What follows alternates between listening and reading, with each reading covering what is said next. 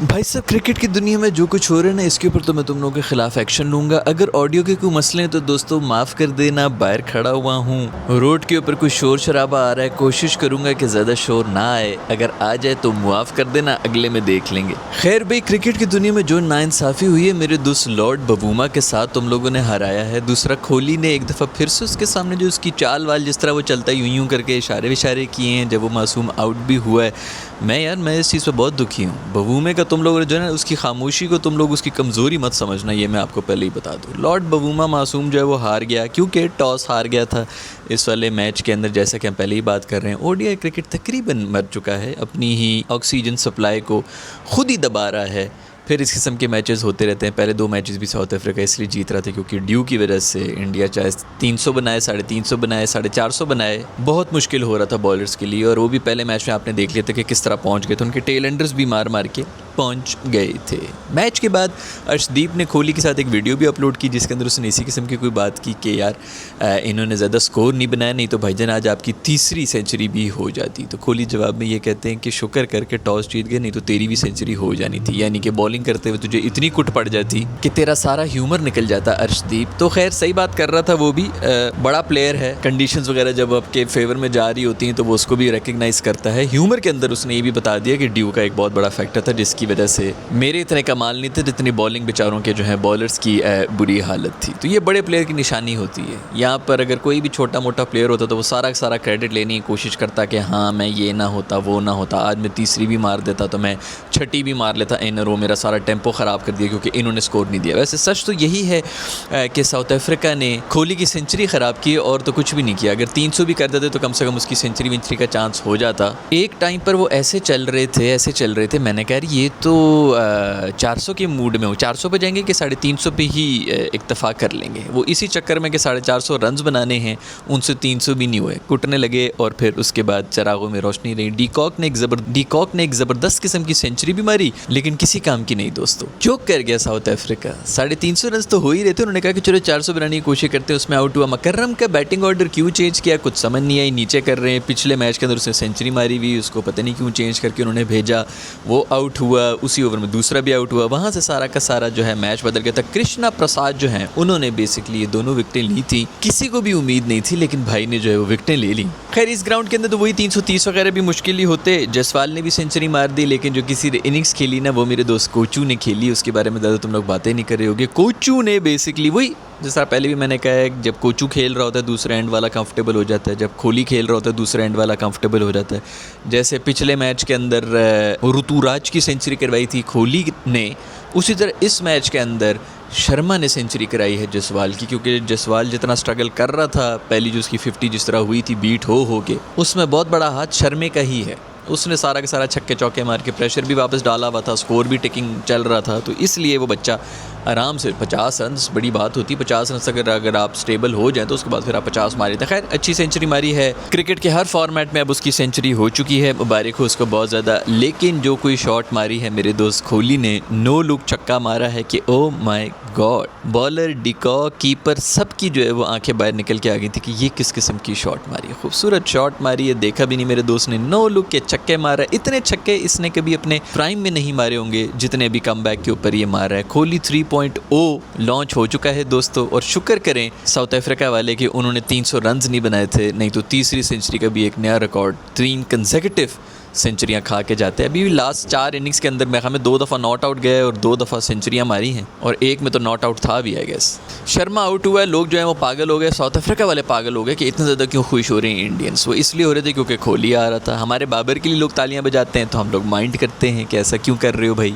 ठीक है भाई, इसी तरह हो रहा है। उधर शर्मा आउट हो रहा है और लोग जो है पागल हो रहे हैं। शर्मा से मुझे याद आया कि वापसी पे जो है वो मैन ऑफ द मैच का केक खा रहा था जसवाल, तो उसने उसको ऑफर किया, तो शर्मा कहता नहीं मैंने नहीं खाना, मैं दोबारा से मोटा हो जाऊँगा। अच्छी बात है, सेहत का ख्याल रखो दोस्तों। अभी टीवी शी पे भी बैठना है तुमने तो ज़रा खूबसूरत लगने चाहिए ना। अभी फुल टाइम कमेंट्री वगैरह, स्टार हिंदी के ऊपर बैठा होगा, मज़े मज़े की बातें कर रहा होगा, पाकिस्तान को गालियाँ देगा ताकि तालियाँ कमाए इंडिया से। खैर मुझे नहीं लगता जो बड़े प्लेयर्स होते हैं वो इस किस्म की ओछी हरकतें नहीं करते, ये हमेशा रेलू कट्टे 3rd क्लास एवरेज प्लेयर्स ही हैं जो फिर टीवी पे बैठ के बकवास करते हैं। और आप उठा के देख लें, जो भी बकवास कर रहे हैं टीवी पे वो ज़रूर एक 3rd क्लास एवरेज घटिया क्रिकेटर ही रहा होगा, क्योंकि बड़ा आदमी जो है ना वो ज़र्फ़ की वजह से बनता है, बड़े प्लेयर भी जो है ज़र्फ़ की वजह से बनते हैं। जो छोटा आदमी होता है वो छोटा ही रहता है, वो जिस जिस फील्ड में भी जाए, ये लाइफ का लेसन है दोस्तों। आप अकाउंटेंट हैं, आप मार्केटिंग में हैं, आप फौज में हैं, आप जिस भी फील्ड के अंदर हैं, अगर आपका ज़र्फ बड़ा होगा आप उसके अंदर भी आगे जाएंगे। अगर आप दिल से छोटे होंगे, जहन से छोटे होंगे, तो दोस्त जितना मर्जी टैलेंटेड हो आप जलील ही होंगे अपनी फील्ड में। खैर भाई, लोग कह रहे थे रिटायर हो गया, ये हो गया, वो हो गया, कोहली की जो है वो स्टाइल नए नए आना शुरू हो गए, 9 लोग छक्के मारना शुरू हो गया है। पता नहीं यार ये कौन सा कोहली डाउनलोड हो गया, कुछ समझ नहीं आ रही है। जिस फॉर्म के अंदर वो जा रहा है, मेरा ख्याल में तो 2027 क्या उससे अगला वर्ल्ड कप भी ये खेल लेगा। बट मेरा ख्याल में इसके जितना एग्रेशन था ना, उसके पीछे यही वजह है कि वो कोहली वाला जो है ना, ये गंभीर और ये जो चल रहा है, शर्मा भी जो है, इनको बेसिकली है तो यही ना, जो सब कुछ उन्होंने जीत लिया है, इनकी सिर्फ एक ही कमी रहेगी, ये कोहली की भी और शर्मा की भी। तो इसलिए शर्मा की रहती है, कोहली तो फिर भी जीता हुआ है, लेकिन इनको ये तो रहेगी कि हमने वर्ल्ड कप जिताना है ओडीआई का। और शर्मा जितना डिसार्ड था बेचारा 50 ओवर, क्योंकि ये बड़े हुए हैं ना उस जनरेशन में जिन्होंने देखा ही 50 ओवर क्रिकेट है, तो ये उसी को आइडियलाइज़ करते हुए बड़े हुए।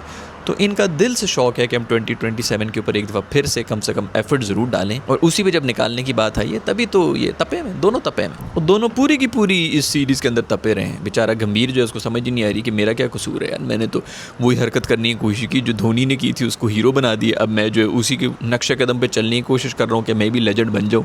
पहले मैंने उसको नीचे करने की इतनी कोशिशें की हैं, उससे वो नीचे नहीं हुआ, वो किसी न किसी तरह और बड़ा होता गया, तो अब मैं भी वही हरकतें करूँगा जो वो कर रहा था। ये उसका बहुत बड़ा फ़ैन है, ये धोनी का बहुत बड़ा फ़ैन है, तभी उससे इसको नफरत भी है कि मैं तुमसे प्यार करता हूँ, तुम्हें पता है मैंने तुम्हें कितना आइडियलाइज। एक दिन रो पड़ेगा उसके सामने धोनी, तुम्हें पता है कि मैंने दिल से जो है मैं हमेशा तुम्हें देखा है कि मैं भी ये बनना चाहता हूँ, ये एक दिन बोलेगा। खैर प्लेयर ऑफ द सीरीज बन गए हैं कोहली। दूसरे नंबर पे मेरे को 20,000 रन कंप्लीट कर लिए हैं, तो वो किए हैं शर्मा ने। और शर्मा ने भाई ना सिर्फ बैटिंग की है, शर्मा ने फील्डिंग भी कर रहा है, पॉइंट के ऊपर खड़ा हुआ धुनी रगड़ते हुई ज़मीन के ऊपर ऐसे ऐसे चौके रोक रहा था, क्या कमाल फील्डिंग। गालिबन रोहित शर्मा जो है वो ओडीआई का नंबर 1 बैटर बना हुआ है। और ये जो इस वक्त जिस तरह की सीरीज कोहली ने खेल ली है, मोस्ट प्रॉब्ली अगले हफ्ते तक तो कोहली जो है वो नंबर 1 बन जाएगा।